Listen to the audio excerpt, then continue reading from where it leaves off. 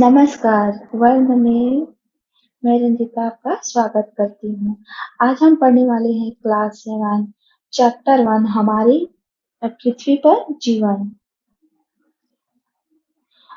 आपको तो पता होगा हमारे पूरे सौरमंडल में पृथ्वी ही एकमात्र ऐसा ग्रह है जहाँ पर जीवन है। अन्य ग्रहों पर जीवन नहीं है। पृथ्वी पर जीवन इसलिए है क्योंकि सभी जीवधारियों के लिए पौधों और जंतुओं और मनुष्यों के लिए उनकी मूलभूत आवश्यकताओं की पूर्ति पृथ्वी पर आसानी से हो जाती है। क्या आपको पता है जीवित रहने के लिए मूल आवश्यकताएं क्या है?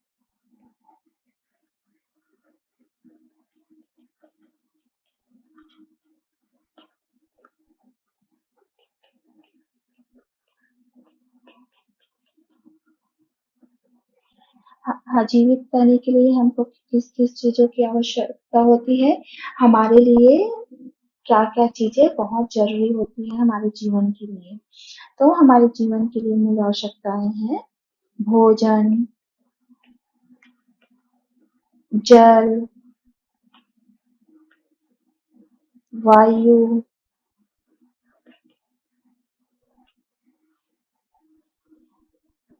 ये भोजन, जल, वायु हमारी पृथ्वी पर आसानी से उपलब्ध हो जाते हैं, इसलिए हमारी पृथ्वी पर जीवन है, जबकि अन्य ग्रहों पर ये नहीं है।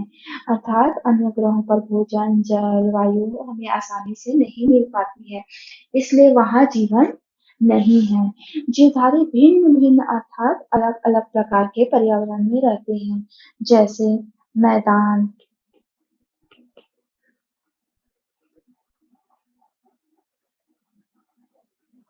रेगिस्तान,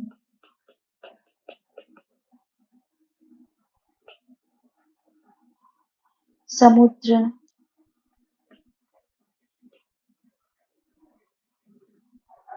पहाड़, समतल मैदान,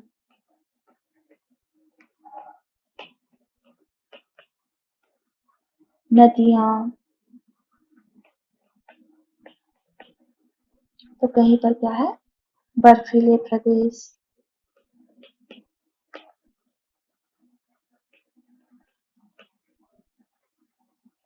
पृथ्वी पर अधिकतर ऐसे स्थान होते हैं जहाँ जीवधारियों का जीवन के लिए आवश्यक चीजें सरलता से मिल जाती हैं। ऐसे स्थानों पर जीवधारी अधिक संख्या में पाए जाते हैं, किंतु कुछ स्थान ऐसे भी होते हैं जहाँ की परिस्थितियां जीवन के लिए बहुत कठिन होती है, जैसे कि हिमालय पर्वत।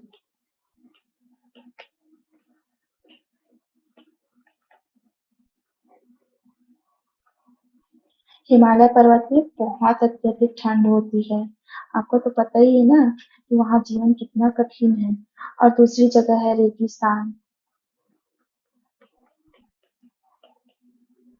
रेगिस्तान भी एक ऐसी जगह है जहाँ पर जीवन अत्यधिक कठिन है। रेगिस्तान में चारों ओर रेत ही रेत होती है और वहाँ हमेशा पानी की कमी रहती है। रेगिस्तान में बड़े छायादार वृक्ष नहीं पाए जाते हैं। वहाँ पर क्या है छोटे-छोटे और कंटीले वृक्ष पाए जाते हैं और रेगिस्तान में एक विशेष प्रकार का वृक्ष पाया जाता है। उसको क्या बोलते हैं? उसको खेजड़ी बोलते हैं। रेगिस्तान में दिन में बहुत अधिक गर्मी पड़ती है और रात में रेत क्या है ठंडे हो जाने के कारण बहुत अधिक ठंडक हो जाता है। इस प्रकार वहाँ भी जीवन आसान नहीं है, मतलब कठिन है। इसी प्रकार बर्फीले प्रदेशों जैसे उत्तर ध्रुव उत्तर और दक्षिण ध्रुवों पर और ऊंचे पहाड़ों की चोटियों पर हमेशा बर्फ रहती है और बहुत अधिक ठंडी होती है। तो ऐसे स्थानों पर थोड़ी परिस्थितियां कठिन होती है। इस वजह से वहां पर क्या है आसानी से जीवन संभव नहीं है। ऐसे स्थानों पर भी रहते हैं, वहां पर भी जीवन है, लेकिन वहां पर अत्यधिक मात्रा में जीवधारी क्या है निवास नहीं करते हैं, बल्कि बहुत कम संख्या में वहां पे जीवधारी क्या है निवास करते हैं। आपने अपने जिले अर्थात हम अपनी छत्तीसगढ़ की बात कर रहे हैं। हमने अपने छत्तीसगढ़ की भौगोलिक स्थिति के बारे में पढ़ा ही है। आपको पता होगा कि छत्तीसगढ़ में भिन्न-भिन्न स्थानों पर भिन्न-भिन्न प्रकार का पर्यावरण पाया जाता है।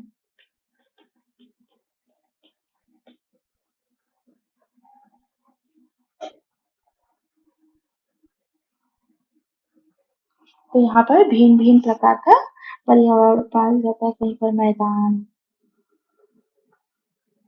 कहीं पर्वत, पहाड़, तो कहीं पर नदियाँ, तो कहीं पर घने वृक्ष, घने जंगल इत्यादि क्या है पाए जाते हैं।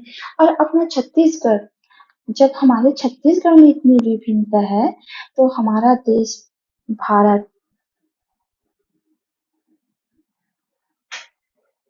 जो हमारा भारत देश है, सोचो वो तो छत्तीसगढ़ से भी कितना बड़ा है, तो वहां पर कितनी विभिन्नता पाई जाती होगी।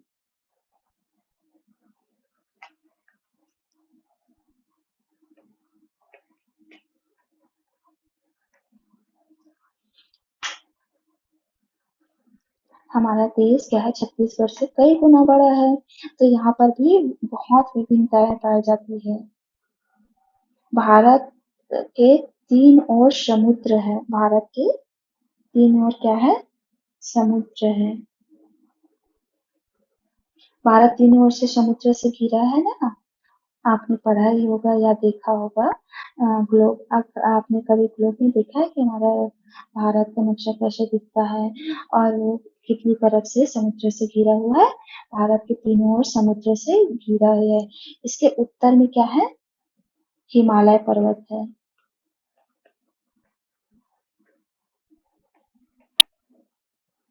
इसके उत्तर में हिमालय पर्वत है और हिमालय पर्वत क्या है छोटे बड़े पहाड़ों की एक विशाल श्रृंखला है। जो हिमालय पर्वत है वो क्या है छोटे बड़े पहाड़ों की विशाल श्रृंखला है। इसके छोटे पहाड़ों पर घने जंगल है। जो हिमालय पर्वत में जो छोटे छोटे पहाड़ हैं उसमें क्या है बहुत घने जंगल है और वहीं बड़े बड़े पहाड़ों की चोटियां क्या है बर्फ से हुई है। जो हिमालय पर्वत में जो बड़े बड़े पहाड़ है ना उसकी जो चोटियां है वो क्या है पूरी तरीके से बर्फ से ढकी हुई है।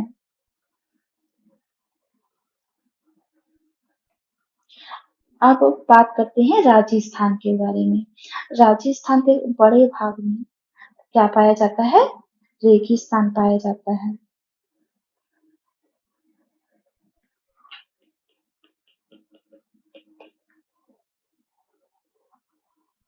उत्तर प्रदेश और बिहार में बड़े बड़े मैदान पाए जाते हैं। जो उत्तर प्रदेश है ना और बिहार है उसमें क्या है बड़े बड़े मैदान पाए जाते हैं।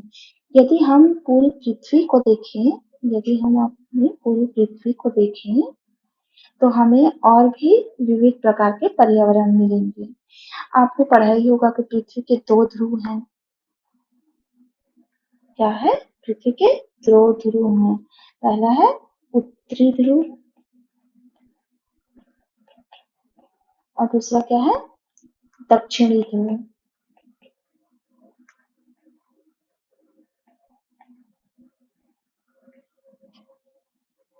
उत्तरी ध्रुव और दक्षिणी ध्रुव ये दोनों ध्रुव बहुत अधिक ठंडे रहते हैं और इनकी सतह हमेशा क्या है बर्फ से जमी रहती है। इनके अतिरिक्त पृथ्वी की सतह पर महासागर पृथ्वी की सतह पर क्या है महासागर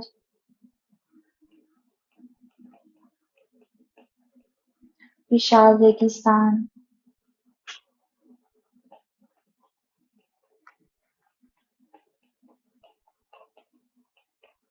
घने जंगल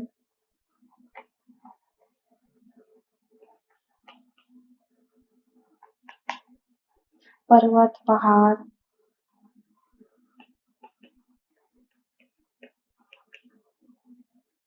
मैदान इत्यादि क्या है पाए जाते हैं। आप जानते ही आप जानते हैं कि जीवधारी अब हम बात करते हैं खाद्य श्रृंखला के बारे में जीवधारियों की खाद्य श्रृंखला के बारे में। क्या आपको पता है कि जो सभी जीवधारी होते हैं वो आपस में खाद्य श्रृंखलाओं से एक दूसरे से जुड़े होते हैं।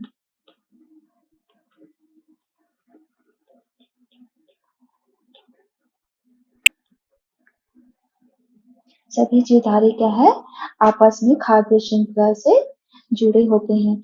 और इस खाद्य श्रृंखला की शुरुआत किससे होती है? चलिए गेस करके बताइए कि खाद्य श्रृंखला की शुरुआत किससे होती है? चलिए मैं बताती हूँ कि खाद्य श्रृंखला की शुरुआत किससे होती है? हमेशा किसी पौधे से ही होती है खाद्य श्रृंखला की शुरुआत। क्या आप बता सकते हैं ऐसा क्यों होता है? क्योंकि पौधे जो हैं क्योंकि पौधे अपना भोजन खुद आसानी से बना लेते हैं, इसलिए खाद्य श्रृंखला की जो शुरुआत होती है वो क्या है? पौधों से होती है।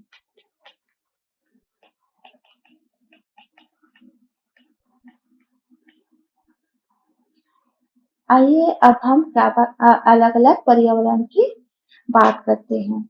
हम देखते हैं कि पौधे और जंतु किस प्रकार की परिस्थितियों में रहते हैं और उनके आपस में क्या संबंध होते हैं और जीवन के लिए आवश्यक चीजें उन्हें कैसे और कहाँ से प्राप्त होती है। सबसे पहले हम अपने परिचित पर्यावरण की बात करते हैं, जहाँ पर हम क्या करते हैं, निवास करते हैं, जहाँ पर हम रहते हैं। आपने देखा ही होगा जो पुराने मकान होते हैं, पुराने मकान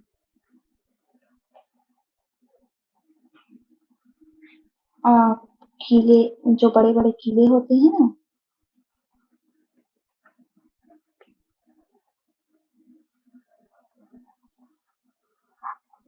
इन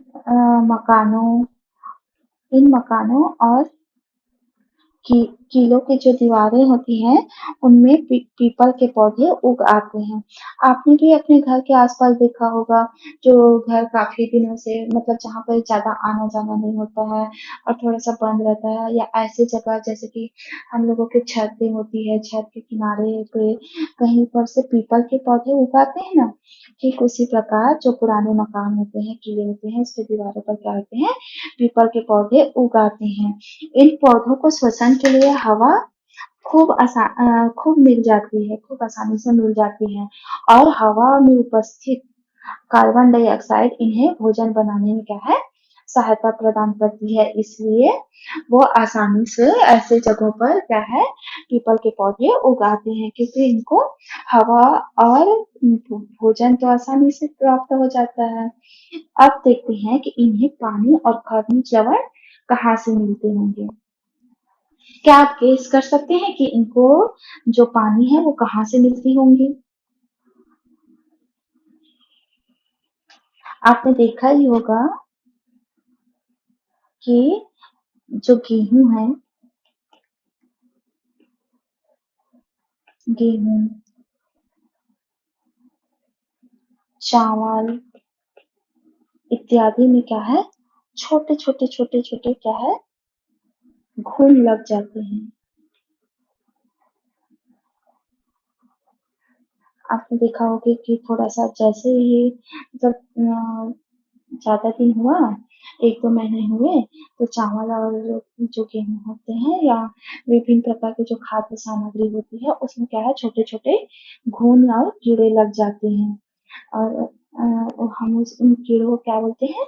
उन कीड़ों को हम घुन बोलते हैं। इन कीड़ों को हवा और भोजन मिल जाता है। इन कीड़ों को क्या है? हवा और भोजन मिल जाता है क्योंकि ये तो भोजन खाद्य पदार्थ है ना, गेहूँ, चावल उन्हीं में ये मतलब कीड़े पाए जाते हैं। तो इन कीड़ों को ना भोजन मिल जाता है, हवा भी मिल जाता है। अब आप सोच के देखिए इनको पानी कहाँ से मिलता होगा? थोड़ा-सा सोचिए। और आप दूसरा है छिपकली। आपने अक्सर छिपकली को दीवारों पे तो खूब चलते हुए देखा ही होगा। छिपकली भी क्या करती है? छिपकली अपना भोजन क्या है, छोटे-छोटे कीड़े को खा के अपना पेट भर लेती है। तो इस प्रकार से उसको भी जो जो छोटे-छोटे कीड़े होते हैं, जैसे कि मच्छर होते हैं, आपने घर में देखा होगा ना कि मच्छर इधर-उधर उड़ते रहते हैं, छिपकली ताक में बैठे रहते हैं दीवारों पे। जैसे ही उनको मौका मिलता है, वो तुरंत लपक के मच्छर और ऐसे ही मच्छरों के जैसे छोटे-छोटे कीड़ों को खाकर अपना पेट भरते हैं, अपना जीवनापान करते हैं। तो आप सोच के देखिए, उसको तो भोजन मिल गया, हवा भी आसानी से प्राप्त हो गया, लेकिन क्या आप बता सकते हैं कि छिपकली को पानी कहाँ से मिलता होगा? ठीक उसी प्रकार से जैसे घुन को भी पानी कहाँ से मिलता होगा, सोच के देखिए कि घुन और छिपकली को पानी कहाँ से मिलता होगा। तो मैं बताती हूँ कि छिपकली और जो घुन है, इनको पानी अलग से लेने की आवश्यकता नहीं पड़ती है। इनको जो पानी है कि जो इनकी आवश्यकता होती है, उनको अपने भोजन के द्वारा ही प्राप्त हो जाती है। उनको अलग से पानी पीने की आवश्यकता नहीं पड़ती है। इस तरीके से हमने आज क्या-क्या देखा? हमने आज देखा कि पृथ्वी पर जीवन कैसा है। और पृथ्वी पर जीवन के लिए जो मूलभूत आवश्यकताएं क्या है, क्यों पृथ्वी पर जीवन आसानी से अ, अ, संभव हो पाया है, जबकि अन्य जो सौरमंडल के अन्य ग्रह हैं, वहां पर जो जीवन है वो संभव नहीं हो पाया है, क्योंकि पृथ्वी पर जीवन के लिए जो मूलभूत आवश्यकताएं होती है, जीवन के लिए जो मूलभूत आवश्यकताएं होती हैं, भोजन, जल, वायु, ये आसानी से प्राप्त हो जाते हैं, जबकि अन्य ग्रह पे ये जो आवश्यक चीजें हैं वो प्राप्त नहीं हो पाती है, इसलिए वहां पर जीवन संभव नहीं हो पाया है। और जो विभिन्न जीवधारी हैं, वो क्या है, अलग अलग पर्यावरण में निवास करते हैं, जैसे कि मैदान, रेगिस्तान, समुद्र, पहाड़, समतल मैदान, नदियाँ, बर्फीले प्रदेश इत्यादि जगहों पर क्या है, भिन्न-भिन्न पर्यावरण है, भिन्न-भिन्न वातावरण है। तो वहाँ के वातावरण पे लोगों का जीवन कैसा होता है, वही हम आगे चर्चा किए थे। पृथ्वी पर अधिकतर ऐसे भी स्थान हैं जहाँ जीवधारियों को जीवन के लिए आवश्यक चीजें सरलता से मिल जाती है, और कुछ ऐसे भी स्थान हैं जहाँ पर जीवधारी क्या है, अधिक संख्या में अ, नहीं पाए जाते हैं, क्योंकि वहाँ पर उनको अपनी जो आवश्यक चीजें हैं जीवन के लिए वो आसानी से उपलब्ध नहीं हो पाती, इसलिए वहाँ पर कम संख्या में जीवन पाया जाता है, मतलब वहाँ पे जीवधारी लोग कम रहते हैं। जैसे कि हमने देखा हिमालय पर्वत, हिमालय पर्वत में अत्यधिक ठंड होती है, इसलिए वहाँ पर जो मनुष्य हैं या विभिन्न प्रकार के जो जीवधारी हैं, वो कम कम संख्या में रहते हैं। रेगिस्तान, रेगिस्तान में भी जीवन अत्यधिक कठिन होता है। हमने पढ़ा कि रेगिस्तान में चारों तरफ रेत ही रेत पाया जाता है, जिसकी वजह से वहाँ का वातावरण अत्यधिक गर्म हो जाता है, और वहाँ पर जो छायादार वृक्ष होती है वो भी नहीं होती है। वहाँ पर छोटे-छोटे कटीले वृक्ष पाए जाते हैं, और एक विशेष प्रकार का पौधा भी पाया जाता है रेगिस्तान में, जिसको क्या बोलते हैं, खिजड़ी बोलते हैं। फिर आगे हमने पढ़ा छत्तीसगढ़ की भिन्न पर्यावरण के बारे में हमने पढ़ा कि कैसे हमारे जो राज्य है छत्तीसगढ़, उसकी भौगोलिक स्थिति क्या है, भिन्न-भिन्न है। वहाँ पर कहीं पर मैदान है, कहीं पर घने जंगल है, तो कहीं पर पर्वत और पहाड़ हैं, तो कहीं नदियाँ हैं, कहीं घाटियाँ हैं, कहीं झीलें हैं। इस प्रकार से छत्तीसगढ़ का पर्यावरण जो है वो भिन्न है। तो जब हमने देखा कि जब हमारे इतने छोटे छत्तीसगढ़ का जो पर्यावरण इतना भिन्न है, तो हम बात करते हैं हमारे देश भारत देश के बारे में। जो हमारा भारत देश है वो छत्तीसगढ़ से कई गुना बड़ा है। देश के पर्यावरण में जबकि हमारा देश इतना बड़ा है, तो उसके पर्यावरण में भी विभिन्नताएं पाई जाती है। हमने देखा कि हमारा जो भारत है वो 3 ओर से क्या है समुद्र से घिरा हुआ है। इसके उत्तर में हिमालय पर्वत है और हिमालय पर्वत क्या है छोटे-बड़े पहाड़ों की एक विशाल श्रृंखला है। यहाँ पर छोटे-बड़े खूब पहाड़ हैं। इन पहाड़ों की विशाल श्रृंखला है। इसके छोटे-छोटे पहाड़ों पर घने जंगल है और कहीं पर बड़े पहाड़ों की चोटियां जो है वो बर्फ से ढकी हुई है। तो हमारे भारत में राजस्थान के काफी बड़े भाग में क्या है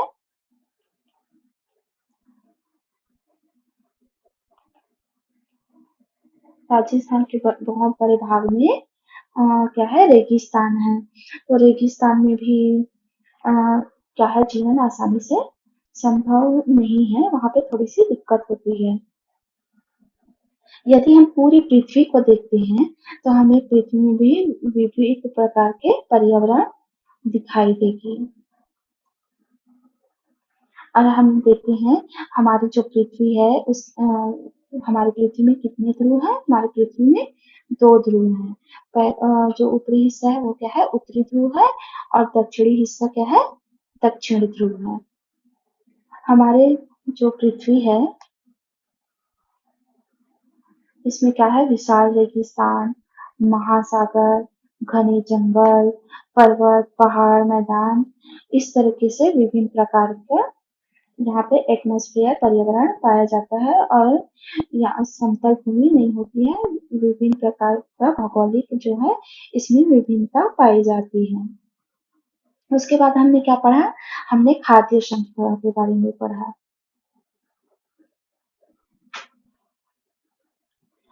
हमने पढ़ा कि खाद्य श्रृंखला की शुरुआत क्या है हमेशा किससे होती है खाद्य श्रृंखला की शुरुआत हमेशा पौधों से ही होती है। आप सकते हैं कि खाद्य श्रृंखला की शुरुआत पौधों से कैसे होती है। मैंने बताया था ना आपको कि पौधे अपना भोजन स्वयं बना पाते हैं इसलिए खाद्य श्रृंखला की जो शुरुआत होती है वो हमेशा पौधों से ही होती है। इसके बाद हमने पढ़ा कि जो पुराने मकान हैं और किले हैं उस पे क्या है पीपल के पौधे उगाते हैं और इन पौधों को श्वसन के लिए हवा खूब आसानी से प्राप्त हो जाती है और जो हवा है उससे उसमें उपस्थित कार्बन डाइऑक्साइड से उन्हें भोजन बनाने में सहायता मिलती है। किंतु इनको भोजन और हवा तो प्राप्त हो गया लेकिन इनको पानी और खनिज लवण कहाँ से मिलते होंगे? तो मैंने आपको जो गेहूं और चावल में पाए जाने वाले गुण के उदाहरण से आपको बताया कि घुन को और छिपकली को भोजन और हवा तो आसानी से मिल जाता है लेकिन इसको पानी कहाँ से मिलता है? आपने इन दोनों को पानी पीते देखा ही नहीं होगा। तो मैं आपको पहले ही बता चुकी हूँ कि घुन और छिपकली जैसे जो छोटे छोटे कीड़े होते हैं और इनको जो है पानी इनको इनके भोजन से प्राप्त हो जाता है। इनको अलग से पानी पीने की आवश्यकता नहीं होती है। तो आज के लिए इतना ही। धन्यवाद।